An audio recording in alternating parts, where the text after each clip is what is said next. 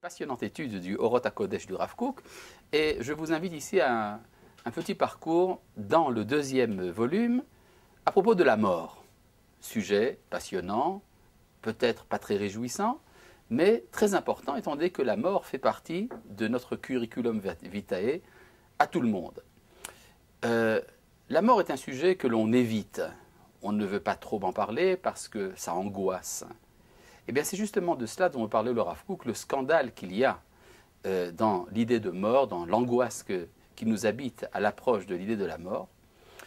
Et il faudrait, on peut dire que la mort va exactement à l'encontre de l'optimisme fondamental qui se dégage de l'ensemble du judaïsme. Et comment effectivement une spiritualité optimiste fondamentalement comme le judaïsme affronte-t-elle ce fait que finalement tout disparaît? Vous connaissez évidemment le dogme de la résurrection des morts qu'il y a dans le judaïsme. Que signifie ce dogme? Ce dogme, en fait, est quelque chose d'extrêmement logique d'un point de vue purement monothéiste.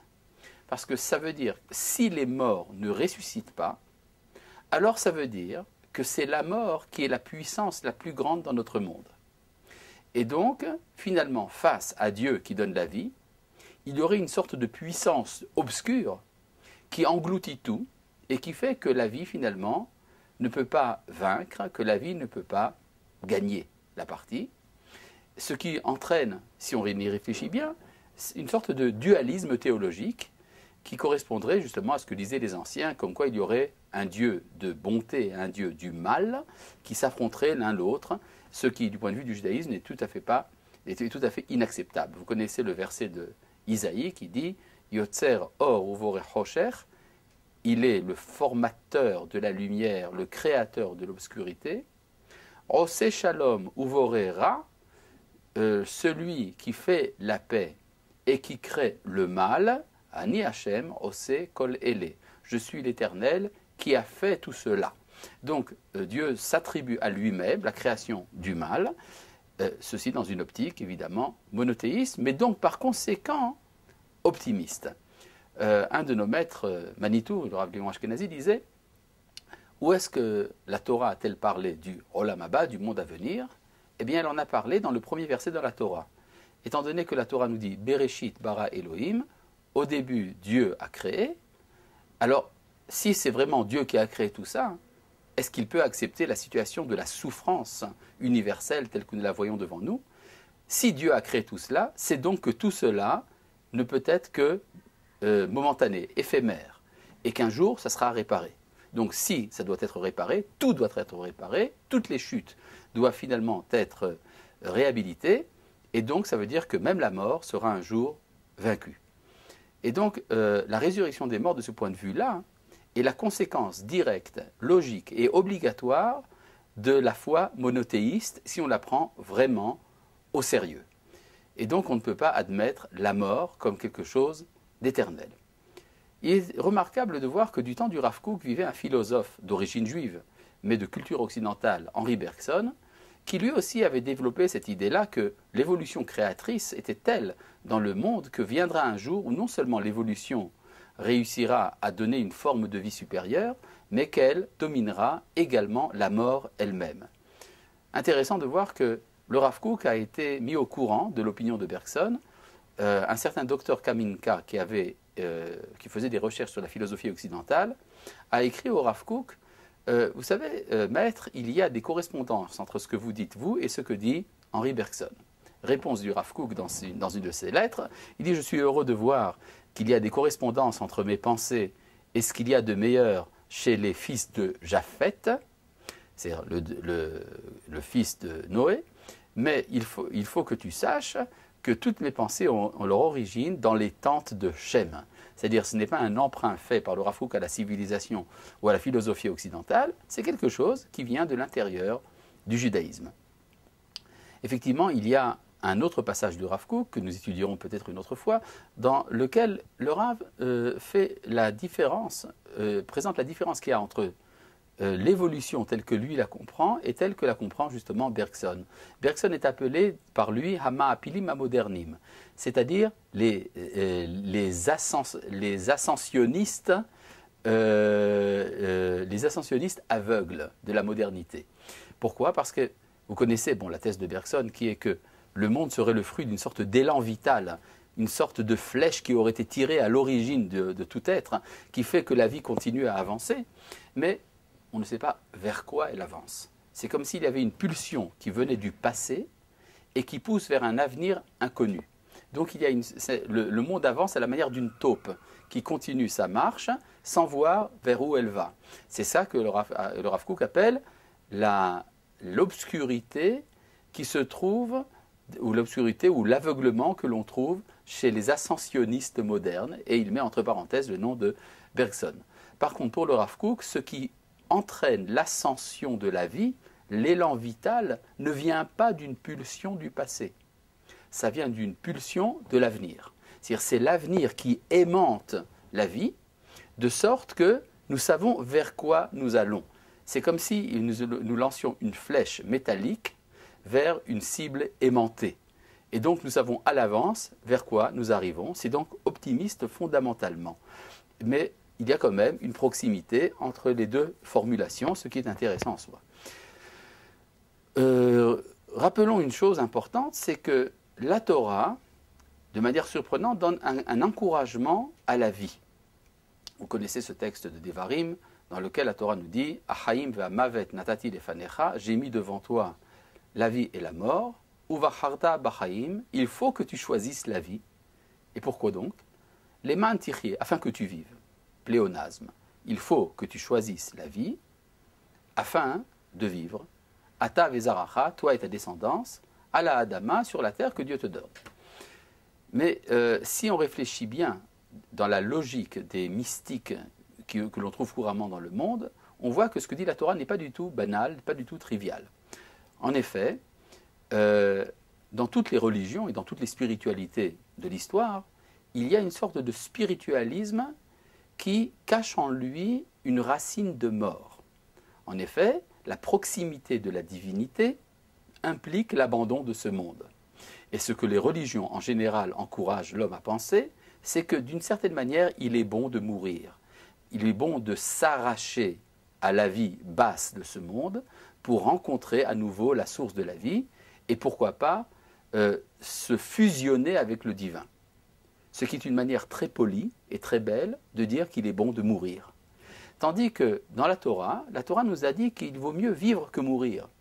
Ça veut dire que la rencontre avec le Créateur peut se faire à travers le monde. Je tiens à rappeler ici un verset de la paracha de Vaetranan, dans lequel Moïse, quand il parle de la réaction du peuple après la première révélation au Sinaï, quand Dieu parle pour la première fois à tout le peuple est effrayé. Et ils disent à Moïse, l'Éternel notre Dieu nous a montré sa gloire et sa grandeur. Nous avons entendu sa voix de l'intérieur du feu. En ce jour, nous avons compris que l'Éternel peut parler avec l'homme et qu'il reste en vie. Alors maintenant, à quoi ça sert de mourir? Très important, ça veut dire que le peuple pensait jusqu'à présent que ça valait la peine de mourir, puisque c'est le prix à payer pour rencontrer l'Éternel, donc ça vaut la peine. Mais si nous sommes capables d'entretenir une relation de face à face avec le Créateur à travers la vie de ce monde, alors à quoi ça sert de mourir? Donc ils disent à Moïse, il vaut mieux ne pas mourir. Effectivement, c'est ce que nous dit la Torah, Uvacharta bachaim, tu dois choisir la vie pour rencontrer l'Éternel dans la vie d'ici-bas. À partir de ces considérations, on peut comprendre l'optimisme sérieux du judaïsme qui engage, par exemple, à rencontrer Dieu à travers le repas du Shabbat, que ce soit du gefilte fish ou du couscous ou tout autre aliment de ce genre. C'est-à-dire, c'est la vie concrète, la joie de la vie qui permet la rencontre avec le Créateur. Alors ça ne veut pas dire qu'on ne parle pas du Olam Haba, mais je ne sais pas si vous avez remarqué quand même que dans la Bible, le Olam Haba, le monde à venir, est tout à fait éclipsé. Rabbi Yehuda Halevi, dans son Kuzari, nous explique que c'est parce que l'essentiel du projet d'Israël, c'est de rencontrer le Créateur dans la vie, dans la vie même politique du peuple d'Israël. Ce n'est que parce que nous avons connu la destruction du temple et le départ de la Shekhinah de notre monde, la présence divine a cessé de se manifester à un moment, que la vie de l'au-delà a pris de l'importance dans la conscience d'Israël.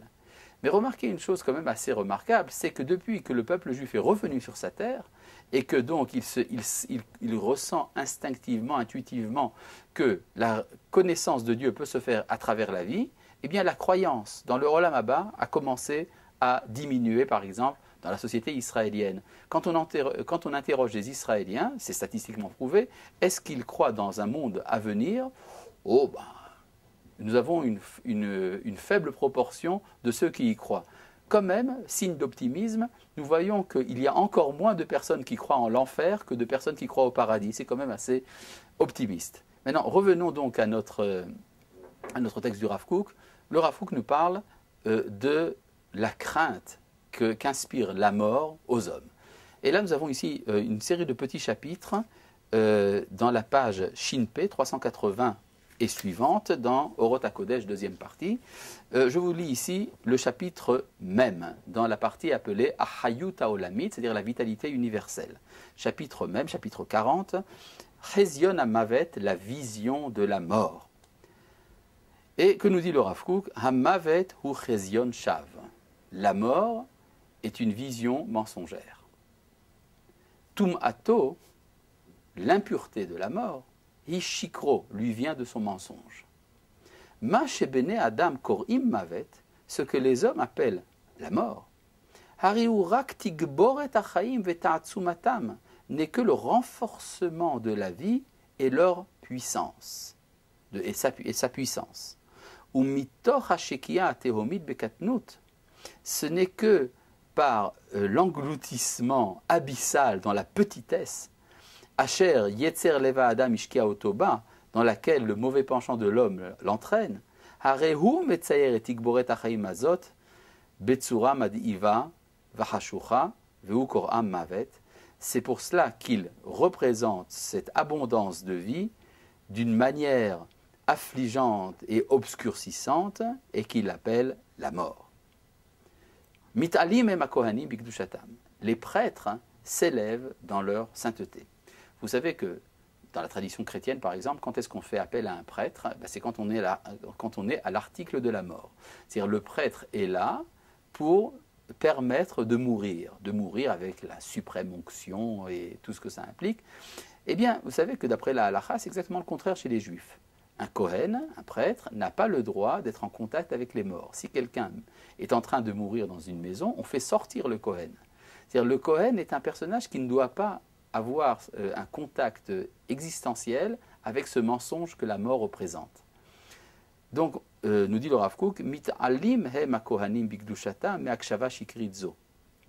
Les prêtres s'élèvent dans leur sainteté au-delà de cette écoute mensongère.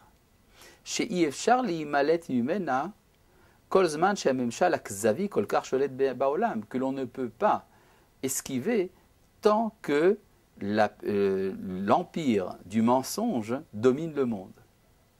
Kim beha'avarat ha'enaim me'amachaze amivi et rishme ata alalu. Et la nefesh, ce n'est possible qu'en éloignant les yeux de cette tromperie de l'âme. Et c'est pourquoi la Torah nous dit al kol nafshot met lo yavo, il ne peut pas venir auprès des âmes des morts. Les nefesh loitama be'amav, il ne peut pas se souiller de l'impureté de l'âme, c'est-à-dire de l'impureté du cadavre. Et donc les Kohanim, nos prêtres, eux sont un exemple de vitalité. D'ailleurs, ce n'est pas seulement là-dedans, ce n'est pas seulement dans ce domaine-là que les Kohanim sont liés à la vie. Vous savez que les Kohanim également n'ont pas le droit d'épouser une femme divorcée. Ils n'ont pas le droit de rencontrer l'échec. Vivre avec une femme divorcée, ça veut dire avoir rencontré une personnalité qui a connu existentiellement l'échec de la vie conjugale, et ça, pour le Kohen, c'est déjà trop. Ça va même encore plus loin. Le Kohen se nourrit des dîmes du peuple, c'est-à-dire il n'a même pas la difficulté de la subsistance. On peut dire que d'une certaine manière, le Kohen vit dans une vie artificielle, qui l'éloigne des difficultés de la vie. Mais c'est nécessaire qu'il y ait une frange de la société qui soit au-delà des vicissitudes, des échecs de la vie, aussi bien d'ailleurs que des vicissitudes de la mort, pour justement conserver l'optimisme fondamental de la foi juive. Et c'est ça que nous dit ici le Rav Kook. Puis après, nous avons un autre chapitre un peu plus long, le chapitre même Aleph, dans lequel le Rav Kook nous parle de sa grande idée de la libération que l'esprit humain doit connaître de la peur de la mort. Ashirur miyirat hammavet, la libération de la crainte de la mort. Je vous lis ici, bon, on ne va pas lire tout le chapitre, mais des morceaux choisis. Yirat hamavet, la crainte de la mort, hi machalat adam aklalit, c'est la maladie générale de l'homme. Uba'a haba'a be'akev achet, cela lui vient comme conséquence du péché. Achet yatzar et amavet, c'est le péché qui a créé la mort. Ve'a teshuva, hi aterufa achat lachil oto mina olam, c'est la teshuva, le retour du péché, enfin s'éloigner du péché, on appelle ça en français le repentir. C'est cela qui va guérir juste de l'horreur de la mort. Alors il y a ici tout un travail à faire, ça ne se fait pas en un seul jour. Kol amal adam, toute l'œuvre, tout le labeur de l'homme, sovev veolechu, tourne autour de cela. Lehinatzel min hamavet, être sauvé de la mort. Veloyavo le matrato, il n'arrivera à ce but. Kim beagdilo et nishmato, qu'en agrandissant son âme, mimekora apnimi, à partir de sa source intérieure. Ashikua ba'afar achomriut, l'enfoncement dans la poussière du matérialisme, vaitlavut anafshit bechol arachea, et l'enthousiasme de l'âme dans toutes ses modalités, où rak magdil et amavet donne de la grandeur au monde. En effet, le Talmud, dans le traité de Moed Katan, nous dit que lorsque les méchants quittent ce monde, ils ont beaucoup de peine à cela, parce qu'ils ont le sentiment de quitter quelque chose de réel pour le néant. Tandis que les tzadikim, quand ils quittent ce monde, bon, c'est un peu dommage de quitter ses proches, mais après tout, ce n'est pas la fin du monde. Au contraire, on entre dans une sphère de vie encore plus grande. Et pour le Rav Kook, il y a ici toute une série de processus que l'on doit traverser pour se libérer de la mort. Le premier, Rosh lechol atrufot hi arichut ayamim. La première de toutes les médications, c'est l'allongement de la vie. Comme on dit en pied noir, que le bon Dieu, il vous l'allonge. Ça veut dire que la longévité humaine, c'est déjà une première victoire contre la mort. Ce n'est pas la victoire absolue, mais c'est un début. Effectivement, la Torah nous promet que si nous respectons nos parents, par exemple, afin que tes jours s'allongent, ala adama cher Hashem Elohecha noten lar, sur la terre que Dieu te donne. Aujourd'hui, ça se réalise. Israël est parmi les premiers pays du monde du point de vue de la longévité. Il y a un texte surprenant dans Masechet Nedarim, dans le traité de Nedarim, dans le Talmud de Babylone, à propos de Rabbi Yochanan. Rabbi Yochanan, comme vous le savez, était le grand maître d'Eretz Israël à Tibériade, à l'époque où des grands maîtres tels que Rav et Shmuel avaient quitté Eretz Israël à cause des difficultés pour aller s'établir en Babylonie, c'est-à-dire pour sortir du cadre de l'Empire romain et byzantin, pour aller s'établir chez les Perses, où il semblerait que la vie de Torah était plus facile, ce qui a été le fondement du Talmud de Babylone. Rabbi Yochanan, lui, était resté en Eretz Israël et était fort critique par rapport à ce comportement. Et nous avons plusieurs remarques, parfois même incisives, de Rabbi Yochanan concernant les maîtres qui avaient quitté Eretz Israël. Et Rabbi Yochanan dit, mais enfin, j'ai entendu dire qu'il y avait des vieux en Babylonie, est-ce possible, alors que la Torah dit, puisque la Torah dit, tes jours s'allongeront sur la terre que Dieu te donne. Donc comment cela est-il possible que nos maîtres aient la vie longue en galoute? Et on lui a répondu, c'est parce qu'ils se lèvent tous les jours, le matin et le soir, pour aller à la synagogue et à la maison d'études. Alors Rabbi Yochanan dit, si c'est comme ça, ça va. C'est comme si la synagogue et la maison d'études, c'était ce qui reste d'Eretz Israël dans le cadre de la galoute. Remarquez une chose assez surprenante, c'est un phénomène que vous avez certainement constaté, c'est que dans les pays de la galoute, de la Gola, de l'exil, eh bien, la prière le jour du Shabbat est longue. Et en Eretz, c'est-à-dire facilement, par exemple en France, s'il y a une bar mitzvah ou quelque chose de ce genre, eh bien, la prière prend au moins 4 heures d'affilée. Et après la prière, les gens ne sont pas pressés, ils font le kidouche, et après il y a un petit cours, et après, tout doucement, ils vont chez eux. En Israël, je ne sais pas si vous avez remarqué, mais après 1 h 59 les gens commencent déjà à s'agiter de manière un peu gênée, comme ça, enfin ça devient un peu long.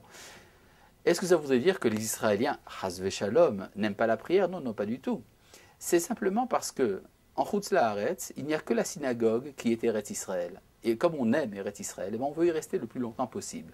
Tandis qu'en Eretz Israël, c'est même en dehors de la synagogue. Et donc, on est pressé d'aller voir ce qui se passe en Eretz Israël. C'est pour ça que la prière est plus courte en Israël. Et ce n'est pas du tout parce qu'on méprise, Chas Shalom, la prière. D'ailleurs, vous n'avez qu'à voir, quand vous priez dans votre langue, c'est tout à fait différent de ce que lorsque vous priez dans une langue religieuse. Alors, donc, je reviens ici au texte du Rav Kook. La première des médications, la première guérison de la crainte de la mort, c'est d'allonger la vie. Effectivement, en Eretz Israël, la vie s'allonge. Mais il y a encore plus que cela. C'est de savoir considérer la dimension morale qui est liée à la vie et à la mort. Je lis ici le texte. Arichut ayamim ba aliede tikkun hachaim. L'allongement de la vie vient à travers l'aménagement de la vie, bechol muvanam, de tout point de vue, c'est également du point de vue biologique, ou virchud, mais en particulier be'amuvan amusari haolech umitrachev, d'un point de vue moral.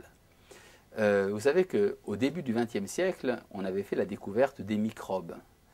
Et dans un texte de jeunesse du Rav Kook, il dit on a découvert que les maladies venaient des microbes, mais on n'a pas expliqué d'où viennent les microbes.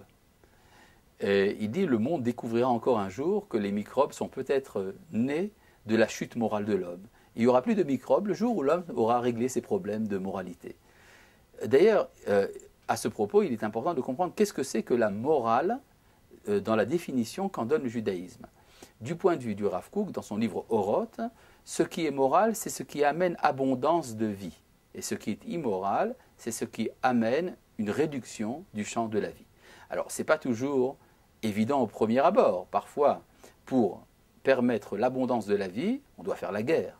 Parfois, donner la vie peut faire du mal. Mais si on parle ici d'une règle générale, un critère absolu, ce qui donne abondance de vie est moral, ce qui restreint le champ de la vie est immoral. Et donc, viendra un jour où l'on comprendra la relation entre la moralité et la vie, et ça sera une deuxième victoire contre la mort. Et puis, il y a une troisième manière de vaincre la mort, c'est de connaître la vitalité qu'il y a dans la collectivité. Nous appartenons à une collectivité, celle par exemple du peuple d'Israël, pour ceux qui sont juifs, et le fait qu'il y ait une permanence de l'être d'Israël au niveau collectif est également une manière de dominer la mort. C'est la raison d'ailleurs, la raison profonde du commandement de la Torah d'avoir des enfants. Avoir des enfants, c'est surmonter l'entropie, c'est surmonter le pouvoir de la mort, parce que on pourrait dire que la pensée humaine commence dans une génération, continue dans l'autre et finit dans une troisième. C'est-à-dire, nous n'avons pas tellement de temps pour bien réfléchir, nous n'avons que 120 ans, et dans la période de 120 ans, le temps où nous pouvons sérieusement réfléchir est relativement court, mais on est capable de transmettre de génération en génération les réflexions, de sorte que l'accumulation de la pensée humaine au cours des générations permet d'arriver à la sagesse. Et donc il y a également cela, et il y a également le fait de connaître le sens véritable de la vie. Ce n'est pas toujours, pour qu'une vie mérite d'être vécue, il faut être capable de sacrifice. On pourrait dire à la limite, celui qui est capable de sacrifier sa vie, c'est donc que sa vie a un sens, et donc il faut qu'il vive. Il y avait, vous avez dans la Torah le cas tout simple, par exemple, de notre ancêtre, Yitzhak Avinu. Yitzhak Avinu était prêt à se présenter sur l'autel, il était prêt à faire le sacrifice de sa vie. C'est la raison pour laquelle Dieu a dit, non, il faut que tu descendes de l'autel, il faut que tu vives. C'est-à-dire, ce n'est pas tout, la vie biologique en soi n'est pas la valeur absolue, c'est une valeur, mais elle n'est pas absolue. Elle est parfois sacrifiée pour des valeurs qui la dépassent. Par exemple, si on me demande de pratiquer l'idolâtrie ou la débauche ou l'homicide, je dois être capable de donner ma vie plutôt que de faire des choses qui dégradent la vie. Et si effectivement je suis prêt à cela, alors ma vie a un sens. C'est la raison pour laquelle il faut que Yitzhak vive, il faut que le peuple juif, qui est capable justement de don de soi, vive éternellement. Je saute ici quelques lignes, je passe ici au chapitre Membet, et il y a ici des très belles phrases du Rav Kook. Hamavet ba be'ekev achet, la mort vient à cause du péché, loulé achet akadmon, sans le péché de l'origine. Loulé alach ha'adam achet ha'avotav ha'be'emiot, si l'homme n'avait pas été entraîné à travers ses instincts animaux, haïta atrusha ruchanit mufia ala berovora, le sentiment spirituel serait apparu dans sa plénitude, et donc l'homme n'aurait pas connu la mort. Et effectivement, le lien qu'il y a entre l'âme et le corps, qui est un lien ténu, puisque ça se finit en général par la mort, c'est un lien qui, si on sait l'entretenir, devient un lien éternel. Et là, je voudrais amener ici en conclusion une petite phrase du Rav Kook, très belle. Hamavet mumhu bayitzira. La mort est un défaut dans la création. Yisrael noad leha aviro. C'est Israël qui est destiné à le faire disparaître. Herpat am hi lanu. C'est une honte nationale pour nous. Veherpat amo yasir me'al kol haaretz. Il amène ici un verset d'Isaïe. Il fera disparaître la honte de son peuple de toute la terre, qui Hachem diber, car l'Éternel a parlé. Donc on voit que l'approche de la mort du point de vue du Rav Kook est finalement une approche qui est pleine d'enseignements et qui nous amène à aimer intensément et profondément la vie. Shalom.